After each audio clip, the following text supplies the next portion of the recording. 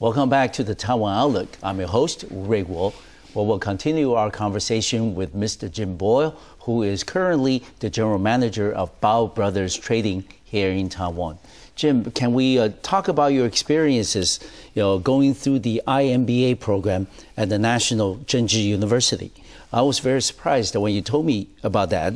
And what prompted you, to pursue an IMBA degree with the National University here in Taiwan? Right. Well, I had chosen when I was much younger to do a master's in Asian studies rather than an IMBA. Okay. And then I wouldn't say I regretted that decision, but an MBA was something I was always more interested in. Yes. Yeah. And then a few years ago, when I was with the Oregon office, I met a professor, Charles Trappe, who was a teacher in the MBA program in the College of Commerce in Jiaotong University. Okay.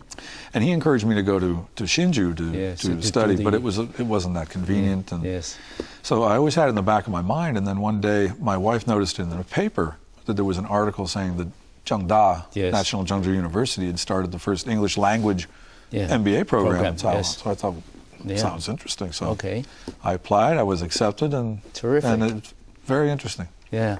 And how did you find that? Was it 2 years or 3 years, the program? Working full time. Okay.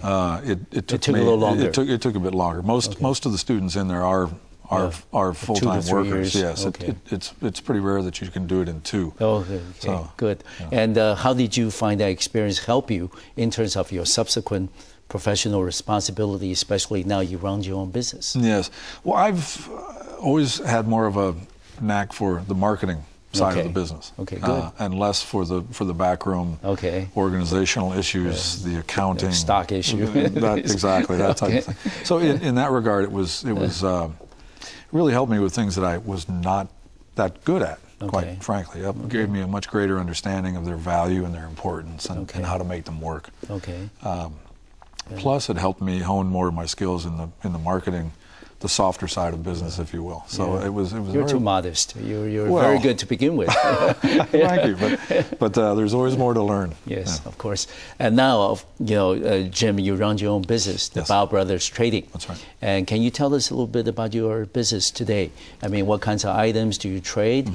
Who are your major, suppliers in the States or suppliers in Taiwan? Who are your major clients? My business now came as a direct result of my thesis for my MBA program. So you put in your thesis to application? Exactly, exactly. I've been thinking for many years, we import craft beer, unique beer from California and Oregon. Oh, okay. The Taiwan beer market is 99% lagers and pilsners, very light beers. Yes. And only 1%, even less, of more flavorful, stronger beers. Heavier, So when I did my thesis, I looked at the opportunity for American craft beers in this market and decided it was worth pursuing. So I started the company. My first client was Anchor Brewing out of San Francisco. Yes. You being from Berkeley, I know them well. Probably know them. Yeah. And they make phenomenal beers. They're the first, considered one to be the first microbrewery in the U.S. Anchor Steam. Anchor Steam, Liberty Ale. We import the porter. Good. So, and it's very well received. Yes. The other beer that we import is from Oregon. It's called Rogue. It's made by the Oregon Brewing Company, but their brand name is Rogue. We import Dead Guy Ale. Which we translate into Chinese to be Uncle Bones, Uncle Skeleton, rather than Dead Guy. And they have another one called American Amber, which we also bring in. And over Christmas, we brought in what they call Santa's Private Reserve. So we've got quite a few five, 6 beers that we offer people. But suppose, just from your discussion now, that Jim, this is something that you've thought about it for some time. It's not just spur of the moment type of thing. So let me ask you: are you a regular beer drinker, or is this something that you're being exposed to earlier in your career and thinking that Taiwan's market could use a number of more exclusive beers? Yes, I suppose it's both. I had my first Anchor Steam when I was in university in Oregon. And it's a beautiful beer. Yeah, it is. It's just as I've been living over here for so long, I used to hear many people complain that the selection of beer is very, very limited. Yes. And that somebody should do something about that. Okay. So I decided I was the one to do something about that. So we only import ales and more flavorful products. We don't want to compete with Taiwan beer. No. There's no way to do that. Okay. We don't want to compete with Heineken and Corona and Asahi and all of those lagers. We have a niche that's a little bit higher value. Yes, of course. But a little bit smaller in terms of volume. Okay. Well, let me ask you then. I mean, given the fact that this market, beer market in Taiwan, is pretty much saturated with the number of beers that you mentioned, did you have to explore and discover and maybe even educate a sector of the consuming public and telling them this is the beer maybe they've been looking for and they haven't found it until that you've started supplying them? Was that a difficult process in terms of knowing who you're selling your products to? Was that difficult? In terms of price point and where we find that type of consumer, it's not that difficult to pinpoint where they would be.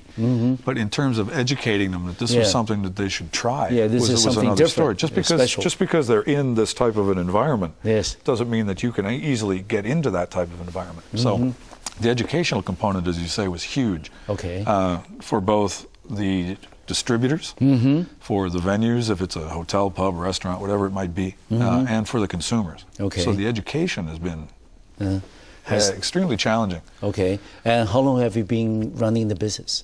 About 2 years. Okay. Has that been a steady increase in terms of consumer awareness of your product and appeal is widening among the public here? Yes. Okay. It is, but it is still a challenge. One thing about Taiwan, when it comes to PR, public relations, newspaper, magazine, of course, they're very reluctant to print anything about alcohol. Of course.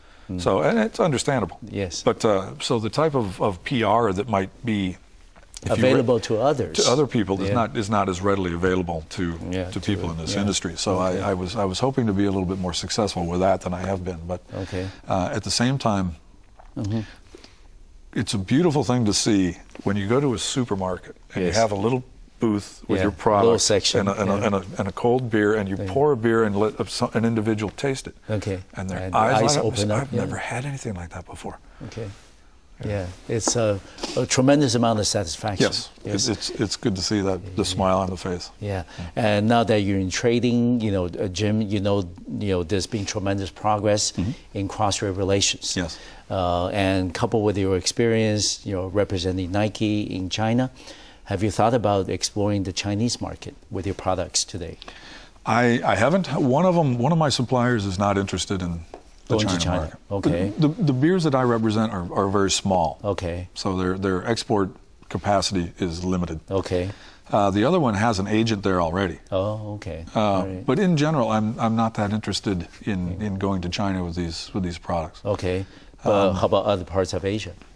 Not particularly. We've got so much work to do in Taiwan as it is that I think that'll keep me pretty busy for a while. Now, the mind goes wild sometimes thinking about other opportunities. Of course. That might be appropriate for China. But at the moment, with the beer, the company's only a couple of years old, so we have a lot more market development that we can do in Taiwan before we worry about some other markets.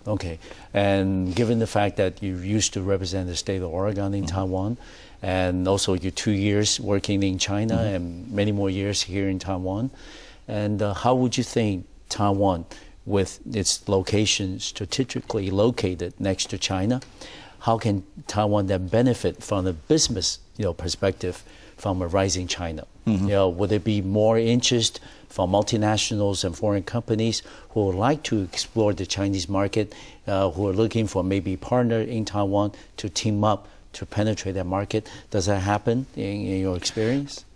It should happen more than it probably does. A larger company thinks that it has the resources to go ahead and just jump China right away. Just jump in and do it. And I'm sure in many cases they're successful, but if you don't need to have such a high risk level, if you come to Taiwan, you find a partner, you work through Taiwan to do it. It makes perfect sense to me. China is such a draw. Yeah.